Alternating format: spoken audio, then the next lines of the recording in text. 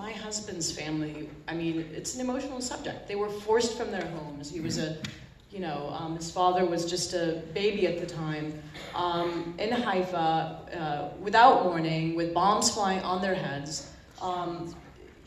Palestinian refugees are unique in international refugee law in the sense that they're the only group of refugees that are not given an international protection mandate, where every other group of refugees are, and where they are not allowed granted rights of return should they choose or want. Many refugees, for fear of persecution, do not want to return. They're the only group of refugees, and the largest group of refugees, that are not given those two things. They're not granted those two things, giving them, obviously, putting them in an unenviable position. So there is no comparison, and it's I think an affront, I think, to both groups to be able to draw such a comparison. So I don't entertain those discussions, and I don't even like to go there. He's never set foot in his native homeland. He's never been able to go with his child when he has gone and visited Palestine with me.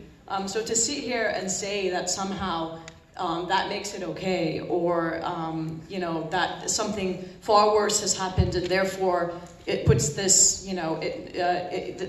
pales in comparison, or that this should not be an issue, it's dehumanizing, I think, to all groups. But it's particularly dehumanizing, and it's part and parcel of this policy that has been exercised against Palestinians for decades.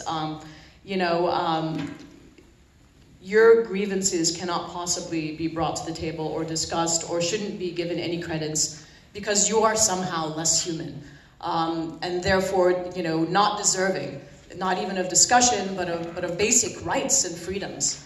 So that's kind of all I have to say.